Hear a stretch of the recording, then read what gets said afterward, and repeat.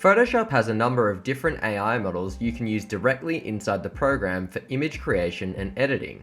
The tools become even more powerful when used in conjunction with some of Photoshop's native editing tools, augmenting your abilities further within the program. First, let's look at how we can use the Contextual taskbar to load in different AI models to Photoshop. Then, let's look at how we can combine Photoshop's editing tools with AI to get more power from the program. This video is part of a longer course on the different design, so if you like this and want to learn more ways to use AI in Photoshop, sign up for an account on thedifferentdesign.com and watch the full course and access all resources and prompts. Photoshop's Contextual taskbar is a floating taskbar that responds to the type of tool selection that's currently active. This is the best location to access and use Photoshop's generative AI tools, and we can use these tools to create and edit our images in Photoshop with AI. If I change to the crop tool, you'll see the options on the taskbar update. You can turn the Contextual taskbar off by navigating to Window, Contextual taskbar. And if it's gone missing, you can do the same to turn it back on. Let's change to our rectangular selection tool and draw a selection on our Photoshop artboard. Our Contextual taskbar has updated. If we select Generative Fill, we can access the generative AI tools in Photoshop. Photoshop has a collection of different image creation generative AI models we can use. Let's click on this drop-down menu. This menu shows the different Firefly models available that we can use. Photoshop's AI tools have previously focused on the use of Adobe's native AI generative model, Firefly, but the latest update lets us select powerful external partner models such as Flux Context and Nano Banana. If we click on the Partner button, we are able to access some of the partner models available. The models we can access are Flux 2 Pro, Flux Context Pro, Nano Banana 2, Nano Banana Pro, and Nano Banana.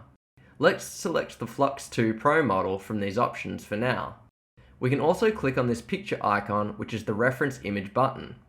This allows us to reference in other images to assist in our image creation inside Photoshop.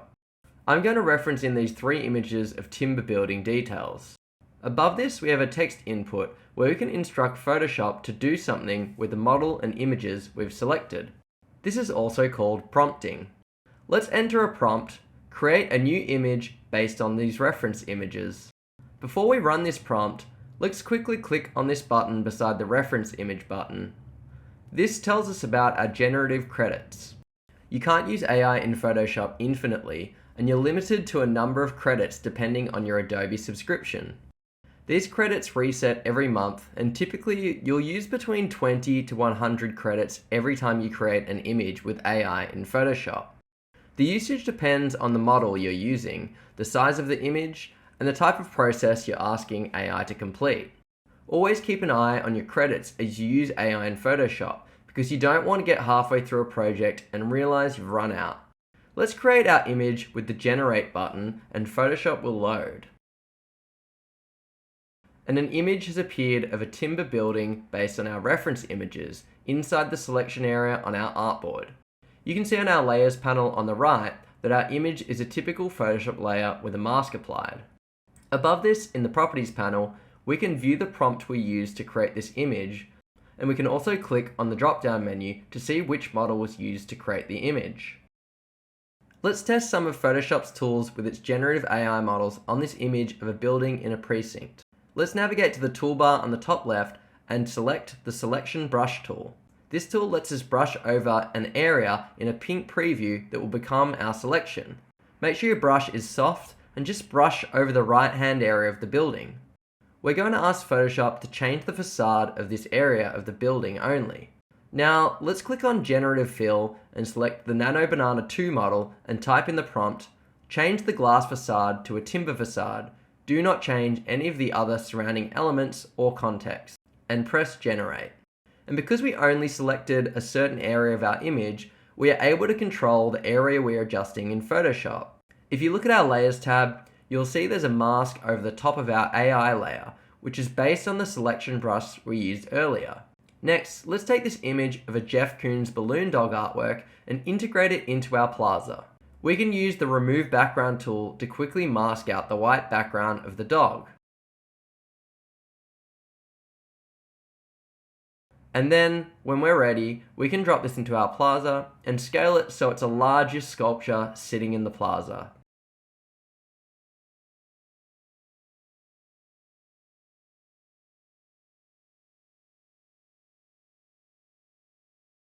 Let's use the selection brush tool again to brush in the area around the balloon dog, including the space below to make room for the shadow on the ground. And when we're happy with the selection, we can type in the prompt, integrate this Jeff Koons balloon dog artwork to its surrounding by adding shadow and adjusting its color tone and reflectivity. Do not change any of the surrounding elements or context. And Photoshop's AI tools are able to not only add a shadow on the ground, but are able to adjust the tone and color of the balloon dog and add reflections that look just like the surrounding buildings in the scene. Next, let's sketch in some extra elements we want in the scene. I'm going to create a new layer and then change to the paintbrush tool, and with a hard brush, I'm going to sketch in a couple of trees on the left here.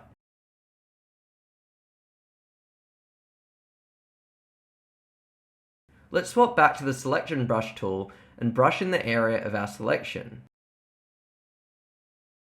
And then let's prompt the following. Add 2 trees to this area in place of the red squiggle.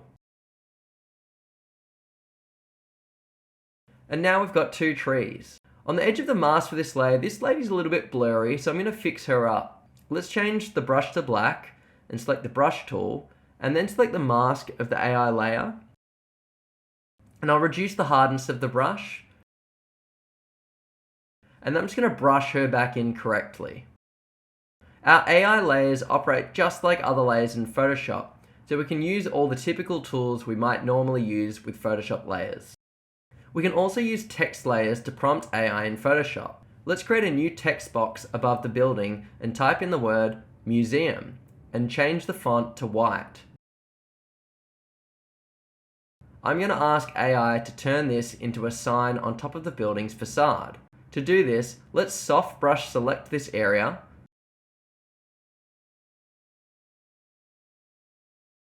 select generative fill, and then type in the prompt, change this text to a 3D sign that is mounted onto the top floor of the building.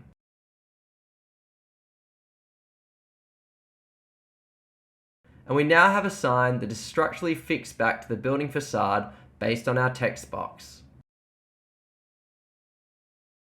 Photographic images aren't the only types of images we can edit using Photoshop's generative AI tools. Let's look at this floor plan as an example where we can use selection editing to fill in new pieces of information. Let's use the rectangular selection tool to select the interior spaces in this floor plan.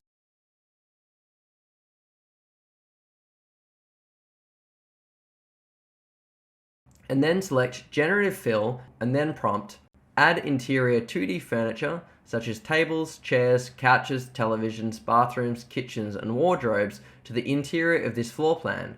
Don't add any text or labels, and don't move any of the walls or doors. And Photoshop is able to infill each of our rooms with 2D CAD blocks and hatches of furniture in the same style as the rest of the plan. Let's try it again with the external patio area. I'll just select the patio area, and then I'll select Generative Fill, and then prompt Add exterior 2D CAD blocks to this blank patio area, such as a car, tables, chairs, and plants to the exterior of this floor plan. Don't move any of the walls or doors. And we're able to quickly fill in our floor plans with furniture and floor finishes. If you enjoyed this video, please subscribe to our YouTube channel with the subscribe button at the bottom right of screen. This video is part of a longer course on the different design, so if you liked it and want to learn more ways to use AI in Photoshop, sign up for an account on thedifferentdesign.com to watch the full course and access all resources and prompts.